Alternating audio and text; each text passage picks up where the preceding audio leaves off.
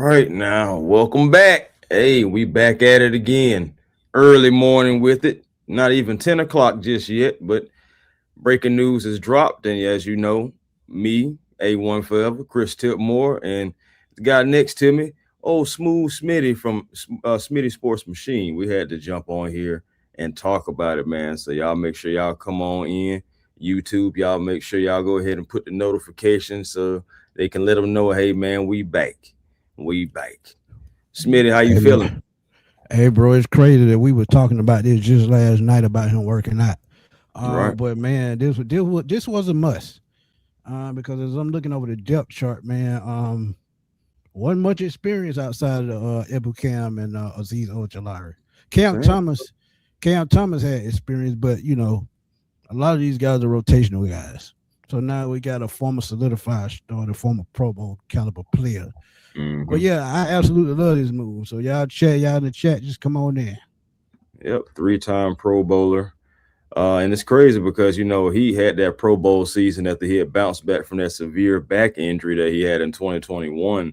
I Right. think he only played one game, had one tackle, and it was out of there. And then he bounced back in 2022 with Minnesota and really kind of reestablished himself. And next thing you know, you go on to Cleveland, have like a 2 year stint there. But also, I know that was the same year he got 2024, the same year he got traded to the Detroit Lions. But Right. still played 17 games, that year in 2024.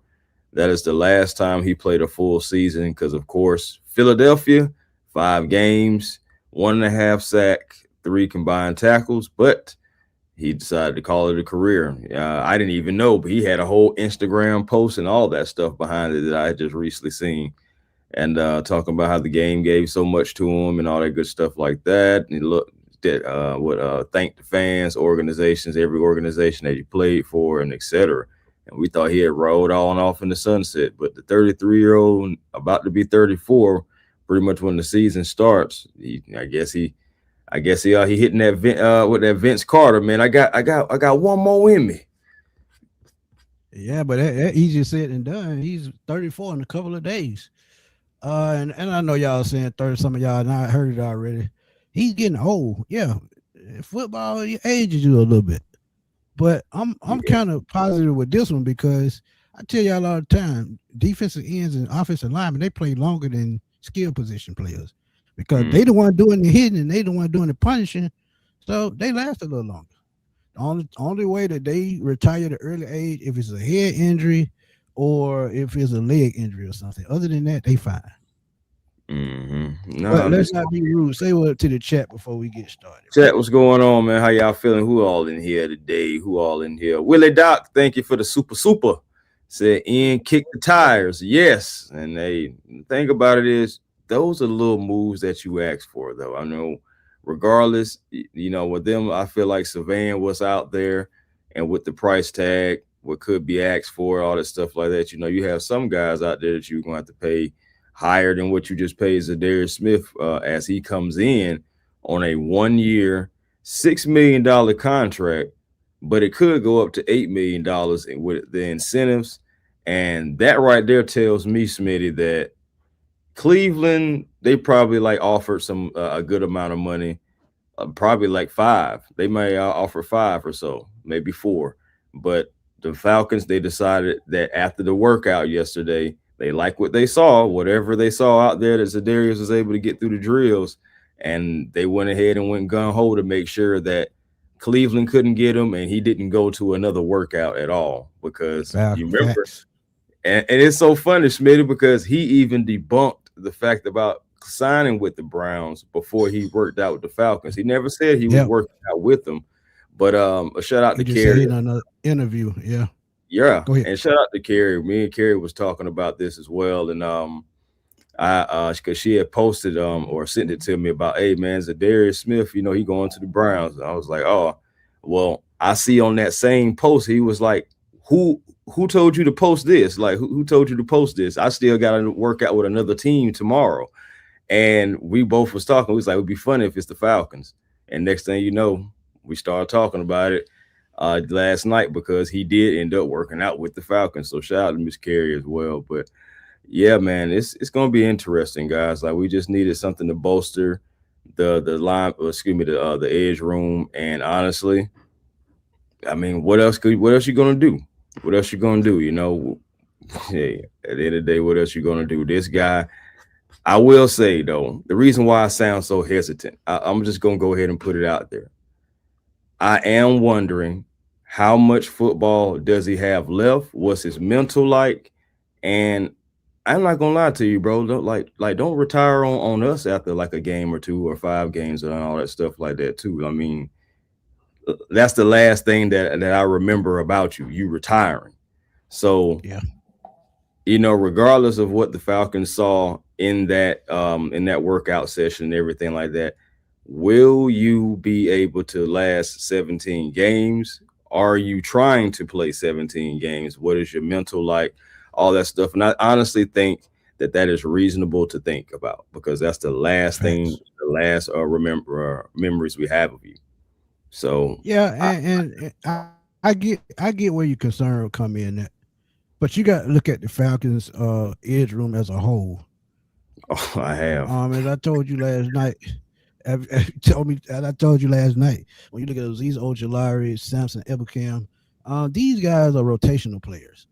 They were expected to rotate with the two guys that are currently out right now, one for the rest of the season and one for Hmm. 8 games. And when we get that one game back, this Darius Smith signing will make a lot more sense because then at that point, when he comes back and he gets back into the groove of things, those two players will be rotating in one position, and sometimes you'll see all three of them on the field at the same time.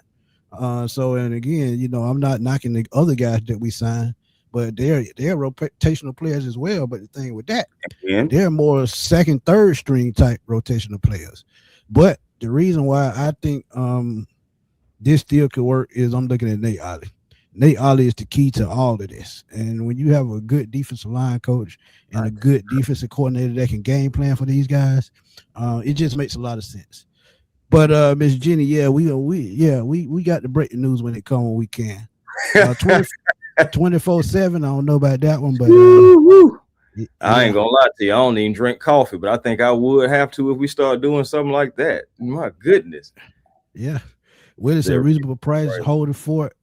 Yep, to JPJ returns. Absolutely.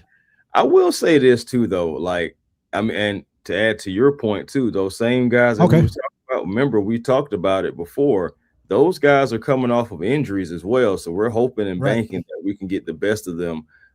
But the thing that gives us confidence, or at least a glimmer of hope, some optimism, is still the best signing that we had when we picked him up, Nate Ollie. Facts. So, you know, I Yeah. still feel like he is such a big signing for the Atlanta Falcons and was another big signing because you was able to keep him when he was generating interest from other teams. Of course, who wouldn't want to have a guy like Nate Ollie, someone that's been successful everywhere in the pass rush, whether if it's collective Right. guys, star guys, whatever guys, you know, he's been able to get the best out of them. He's just one of those good coaches that you don't want to lose.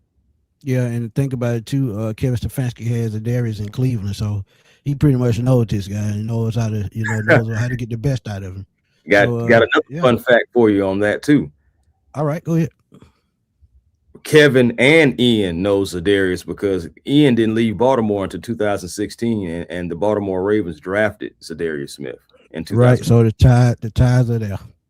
So I mean, it made a whole lot of sense, and they had to have another edge rush, and they knew that. And they had what $35 million in cap space, and they giving out six. And if he reaches sends eight, so if my math correct, that's still like 27 million with the eight. 27 million with the eight after the $8 million signing. So it's still a good little bit of cap room if they still need to make other moves. But I keep telling y'all, we wait on to the end of the preseason. You can see another edge rusher added depending on Cool. where he comes from and depending on if he fits the system. And we talked about last night as well, them picking up these bigger edge rushers having to probably switch back to a 4-3. Now with this signing, they can stay a little bit of more of a hybrid 3-4. So yeah, I mean this is an important signing, man. It is. I will say this too, man. Like I'm really hoping that this is going to be like a resurgence for him. I know sometimes that can be a long shot, but you still got to be optimistic. And the thing about Za'Darius, he's not like a bad run defender. 2025, yes, he only played 5 games, but check this out. He did finish with a 69.5 run grade, and overall was a 77.7 overall for just the defensive grade. Now, the pass rush grade still was passing as well, 74.4. And that was just in 5 games. And again, yeah, he was only 1.5 sack, but he was still generating some pressure. So not too sure if it was just, hey man, mentally he just wasn't there or what, but overall, like he's been between the high 60s and mid 80s his entire career on the run grade. Right. And something that we do need is somebody who can at least establish the edge, turn those running backs or just those ball carriers the other way back to the rest of the teeth of the defense. Possibly Za'Darius could still possibly do that. That's what we're hoping for. Agreed. Morning, Miss Drea. Morning. Ghost Peppers, good morning, my guy. Good morning, everybody. How y'all feeling? See, I don't like the. He said he don't like the sign. He hasn't produced nothing. He stayed going from team to team. But you got to think, man. Some guys they just feel one need. If you feel one need and that's pass rush, it could be like that sometimes. Another guy that's coming back, Yannick Ngakoue, he's another one of those guys that's just a pure pass rusher. That's what he does best. But I'm gonna be honest with you. Would you have brought Leonard Floyd back on a much bigger contract like last year? I don't think I could have done that. 10 million last year, and he would have wanted around the same this year. Oh, for sure.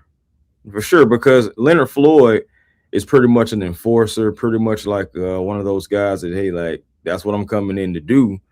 And if he still wants to play, I'm pretty sure it's going to be somewhere between 8 to 10, because that's normally what he is normally getting paid. So, you don't want to take a dip on that. I mean, and I will understand that. But correct. To talk about his production, I will say this. I get the what have you done for me lately?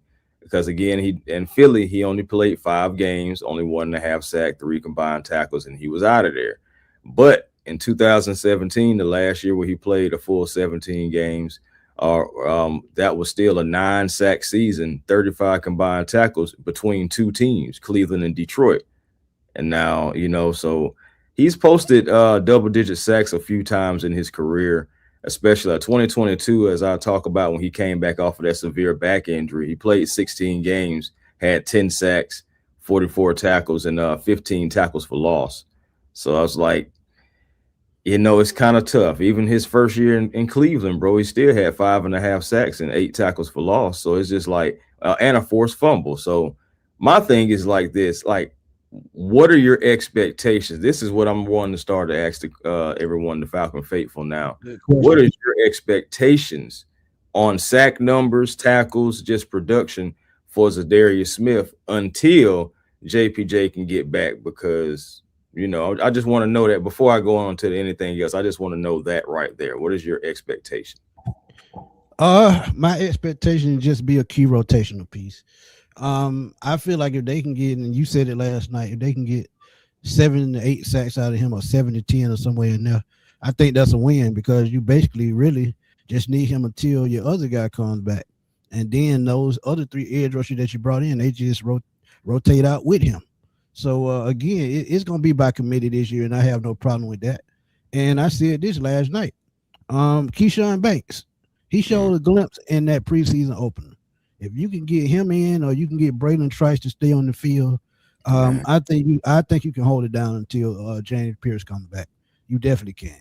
But I'm with Shaka though. We probably need more, and I can see at least one more veteran edge rusher by the time the season starts, depending on, like I said, who gets cut.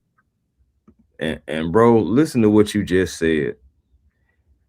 We still don't know, because we talked about it briefly last night. We still don't know what's going on with Braylon Trice. Like, we don't know if it's precautionary because he's closer to the field, or is it something else going on to where he's not so close to the field?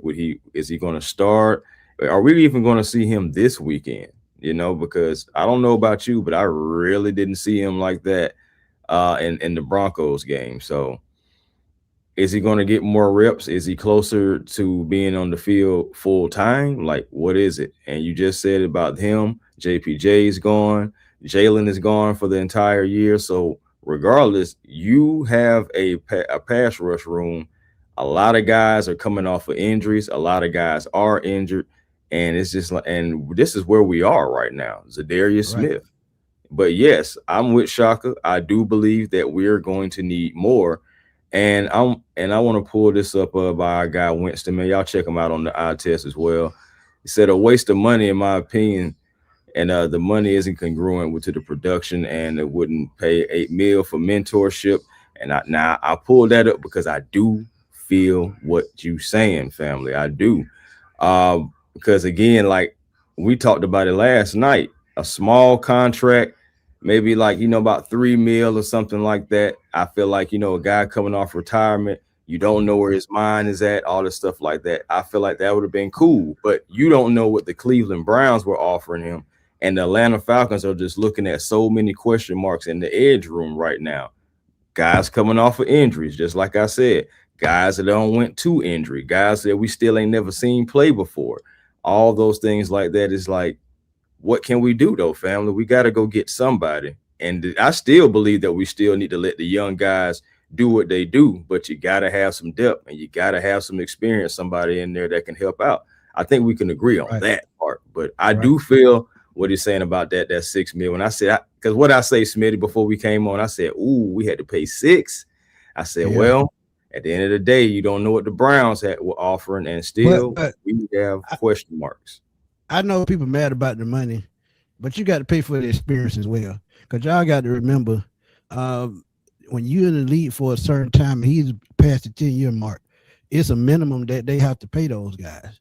And I think the minimum from him is about what Chris said at first, about $45 million.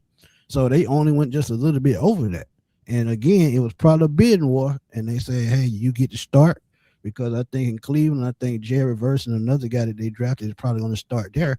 And he's going to be able to start here until James Pierce comes back. And then after that, they'll figure it out. But I think he has more of a chance here to play a little bit more snaps and reps. So that's probably why he made the move. And when he put that tweet out yesterday, I said, yeah, he'll be here soon, because if he was going to sign with Cleveland, it would have happened yesterday. Raymond, what's good, my guy? 5 sacks. But if you get 7 sacks, like Chris said, that's a perfect number. Because think about it. How many sacks in that 2016 season? Come on, John. In that 2016 season, go back and look at it. How many sacks did Dwight Freeney have? I can see that real cool. I want to say like I want to say like maybe 5 for real. Okay, then. So that's a win, right? But what did we get out? What did we get out of him being on the team? Vic Beasley broke out with 16 sacks, led the NFL. So the mentorship is gonna cost a price.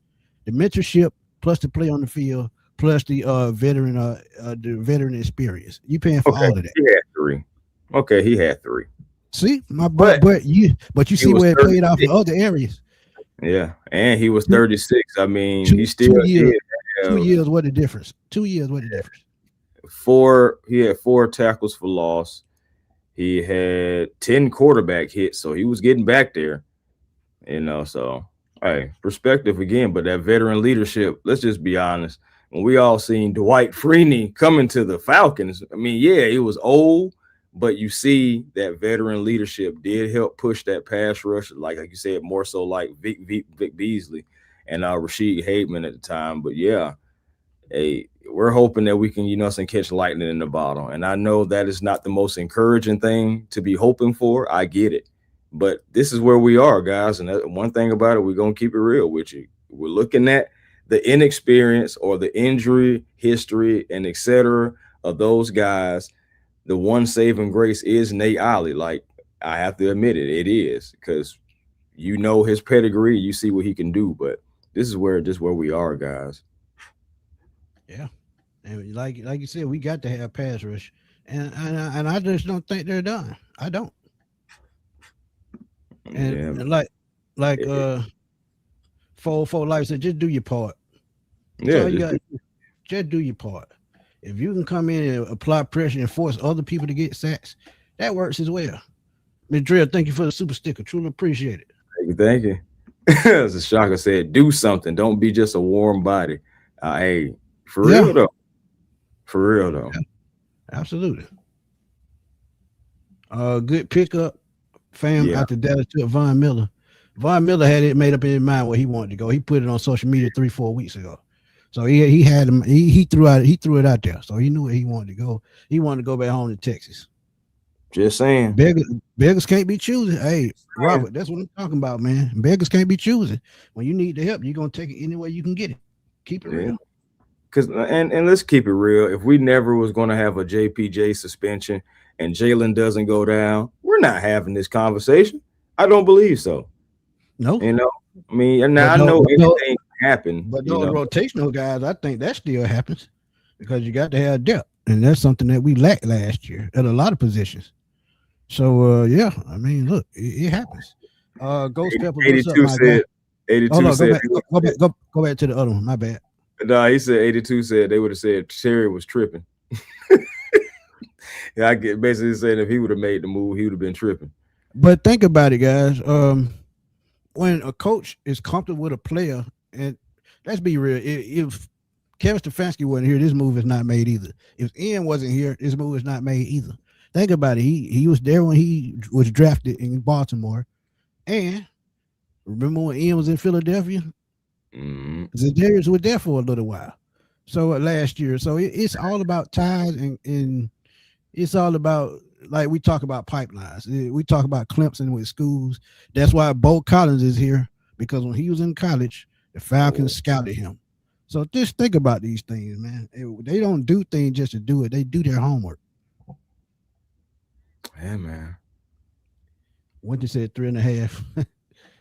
Yeah. I mean, and again, I was really right there on that train. I said like 3, 4, something like that. Guy coming off of retirement, you don't know where his mind is at, all that good stuff. So I wouldn't have been mad, but Cleveland getting in the way yet again. Now, we appreciate you for the Deshaun Watson thing. Yeah, I ain't gonna lie to you. Glad you intervened. But outside of that, it's just like Cleveland always trying to get in. Hold on. You're not finna slide with that one. You're not finna. Right. I'm not gonna let you slide with that.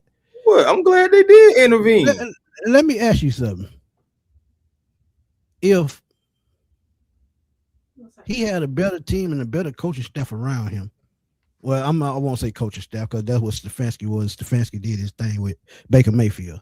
But if he had a better front office to build around him, let's put it like that. If he had a better front office to build around him like he did in Houston, I think that situation would have turned out much better. Because you got to think, he was supposed to sign here, and he went for the money. But at the time, we still had Julio, we still had our major weapons. So I think that situation worked out better had he had better coaching. Well, not coaching, but a better front office. Because but the thing with Julio still happened though, with the whole phone call and I'm out of here. You still had to deal with that, and then you still would have had to ship off Matt, because you wouldn't go. Calvin Ridley, you got to think about that as well. So right, bro, and everything worked out for the best. And who is his GM and his coach? Arthur Smith and Terry Fontenot. Early Terry Fontenot, not the tail end. Yeah, you're right. It worked out for the best. You know what I'm saying, bro? We still would have been in the gutter. Then Deshaun possibly starts getting hurt.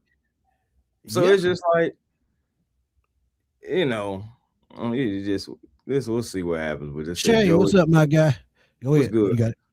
It said Joey Bosa said would have been a better signing to me and only put him in obvious passing situations. But if you look at his injury history the last 5 seasons, it's just not good. No, it's terrible for the guy. If he missed one step going down the step, twisting his ankle, he had to leave. That's how much he's been hurt the last 5 years. Just saying. He has been hurt though. Tay says this move shows that we don't plan on tanking. I don't think this is the last move they make either. Yeah, that's what we've been saying. We talked about that last night. Matt Ryan is not one of those guys after what he's been through in his career to tank a whole season. It's just stupid. And it just doesn't make sense at all. And he wanted to chew his hand off the other night too. Man, he was up there like he could just chew his hand off, bro. Like the product that was out there that day. Man, if a death stare could kill you, he put up one the other day. It would have killed somebody flat. He just had a cold stare in his eye. And Miss Dresser, will we see Za'Darius against the Colts? Uh, I don't think so, to be honest. I don't think so, but I think that third game you were saying. And that really depends on if they just gonna hold him out to the regular season because of age and because he getting back into shape and things like that. But that's a good question, but I don't think so. I mean, one thing to help whip you into shape is getting out there. You know what I'm saying? That can help too. Because regardless, you can be in the gym all day long. Ain't nothing like when you actually got to get out there and play and run around. That's a different feeling because you're not stationary. Think about it. Weights are mostly stationary unless you're doing walking lunges or something like that. Yeah, but it's more about cardio at this point in his career. Yeah, what you win like? Raymond say he down there in South Georgia, man. K. Vincent say he got a question. Can he still drive that pressure? I think he can. That's just something that you just don't lose. You just don't lose it.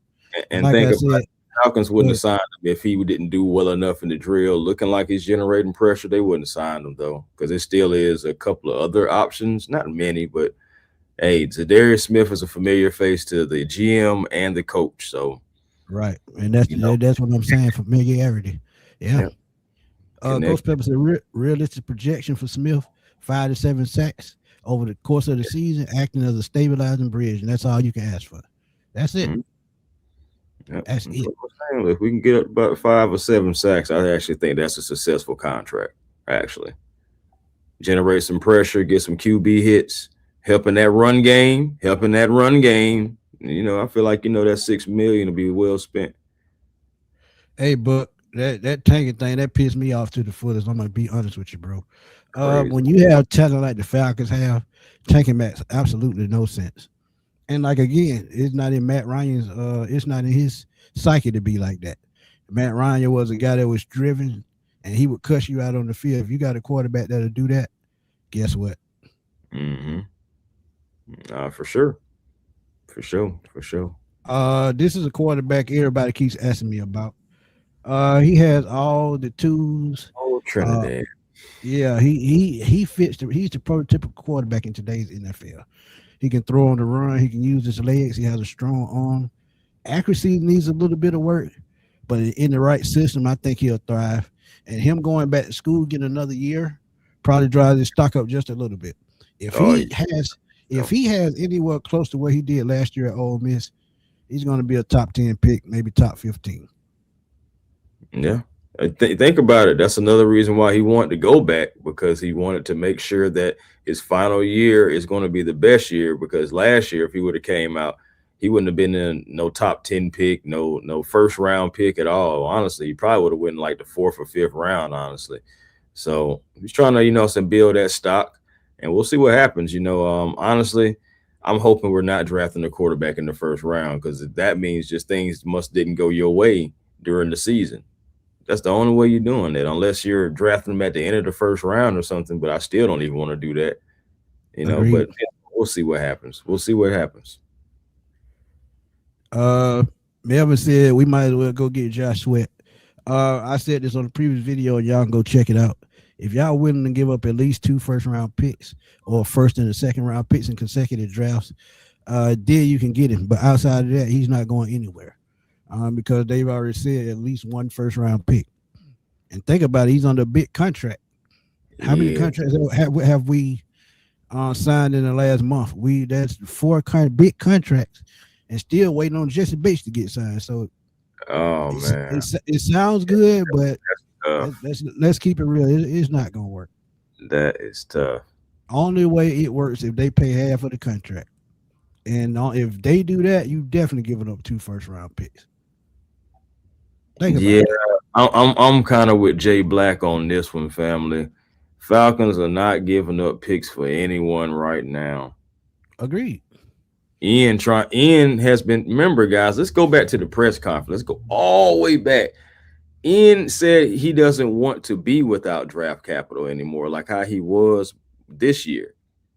So I'm really believing that this man, who is telling you that on multiple different occasions, giving you multiple versions of that, is not going to backtrack unless like just like the steal, something that you just cannot pass up on.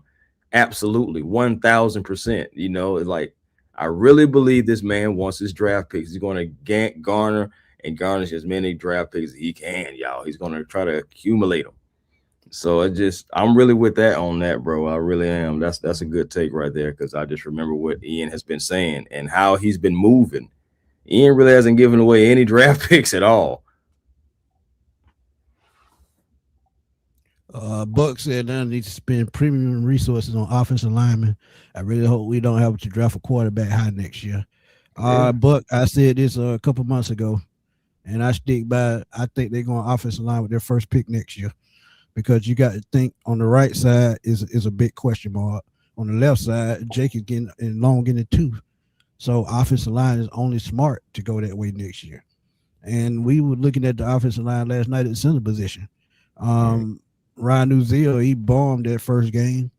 And I think James Brockemeyer is going to be his job to lose. He played very well I think he came in at third quarter on. He played very well. He held his own. It was pretty good. I'm not gonna lie. The entire line got to get it together, honestly. And I'm pretty sure like Bill Callahan was cussing everybody the heck out too, because that's his specialty. So linemen learning how to play different ways, to make sure that they're covering gaps and everything. It was, like I said, it was rough, but I am expecting bigger and better things this coming Saturday. Saturday at 1 p.m. we play, by the way, too. So, early game. We're going to get some early impressions. It's going to be pretty much right after breakfast and brunch. And we're going to see Falcon football, man. Facts. Authentic said, I trust Ian. He isn't impulsive as Terry was. That's true to an extent. Terry did panic a couple of times. I agree with that. And you got to know, sometimes they panic because they try to save their job. Remember what Thomas Dimitroff did? He reached on Caleb McGarry, who had a third round grade, and he actually he reached on him, took him at the bottom of the first. And another one, we just saw him get released, Troy Anderson. He reached on that. It was guys, and I'm not gonna get Chris started, but there were guys after him that we could have took that could be producing right now. And then one guy in Denver, he fits the need what we have right now. And you add him to what we had last year, another 57 sack season. That's all I'm gonna say. Hey man, remember, we took a guy that rhymes with Duke in the second round pick too. Right. So let that sink in. Yeah, man. Razor Boy said, see probably playing out like this. We get to a winning record in the season with Tua. Internal conversation happen if he's hurt. Penix comes in and take us to the playoffs. Let Tua go. Keep Strand. I think depending on how much you want to develop a quarterback, I just think Strand should be on the team regardless. Prototypical size. This guy, he wasn't bad. Again, they didn't ask him to do a lot, but he wasn't bad because we've seen people not be asked not to do a lot and still be bad. So shoot, man, I'm happy for Rook. I ain't gonna lie to you. I think he fits better with Jacksonville than us anyway. That's my personal opinion. Same with Mason Smith. Mason Smith should fit better what we do than Rook did. But I just hate that we had a big body guy right there and they took Rook instead because of his athletic ability. To me, Rook is a 4-3 defensive end and not a tackle. He's built like a tackle, but he has quickness and agility like an end.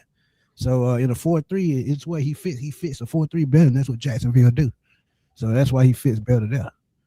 But Devon said, I like the sign of Z Smith. He's a productive edge who can come in and help out immediately. A much needed addition to the roster. Absolutely. I'm with it, man. It's a good one. Big Buck. I'd rather have mediocre skill players and elite linemen than the other way around. Love skill players, but we got to build an offensive line, spin that space as a potential vet quarterback. That's true. Yeah. That's true. Yes, that's a good perspective. That's what I'm saying. It's about perspective sometimes. Yeah. But we had to bring this breaking news, man. Talk to y'all right quick. Yeah, Before man. we get our day started, man, quick 30-minute live stream. We got to get out of there, headed to the streets and go to work. Yep. But I mean, hey, we got to give y'all the greatest news because that's what we try to do. But hey, And Smitty, it wouldn't be me if I didn't go ahead and just say it. Lord, please don't let this be a Matthew Judon situation. somebody just said that in the chat. But I will say this: Matthew Judon just was used terribly wrong. Remember, that was Jimmy Lake. I said that too. Yeah, they had him dropping back in coverage, and everybody that's watching him play his career, no, he can't drop back in coverage. He's a pass rusher, nothing else. And I give you another example. What we do? I give you another example. People kept saying last year, why didn't Jalen have more sacks than James?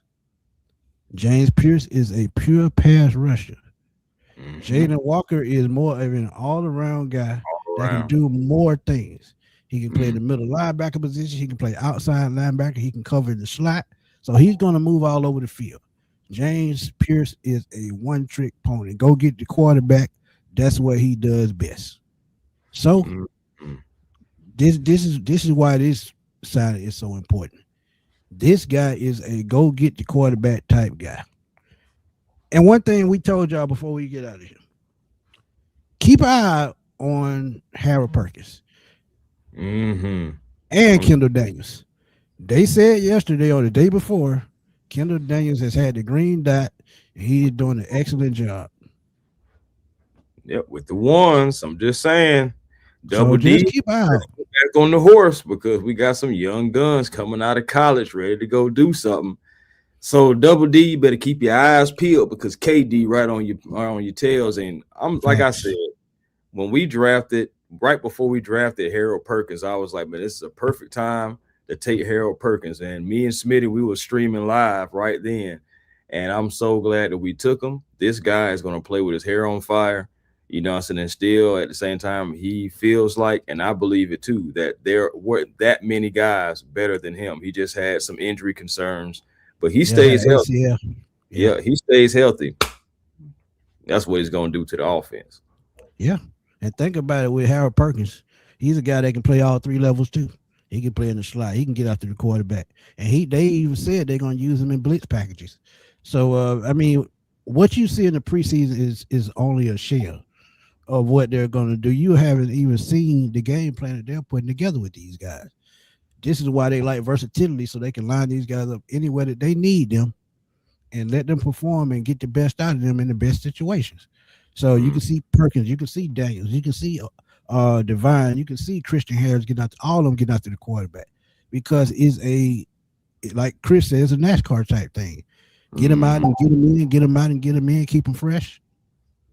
Just a constant thing, guys, rotating in and out. But that Campbell and Jones 2.0 thing is a good comparison, only because like both guys are their own man. They do different things, but they possibly could complement each other well. It was very underrated when we people didn't talk about it like that, but when we lost Campbell, Jones started to kind of backtrack a little bit too because they complemented each other so well. But I get it. It comes down to the money. You know, so Campbell goes on to, I believe it was Green Bay. And he continued his career there. And then we had Deion Jones. And then also when we lost Floyd, that hurt too. Yeah. So, yeah, because that hurt. I ain't going to lie to you. But money comes down to that money, y'all. Comes down to that money. But shoot, Smitty, you got anything else? No, man. Trying to get this day started, man. So some more news break. Hey, that I got y'all, man. We back. You know what to do. You know what to do. A1 Forever Sports platform on YouTube. Like, comment, subscribe, be a part of the A1 family. Catch me on Twitter, A1 Forever, Instagram, A1 Forever, the real A1 Forever on TikTok.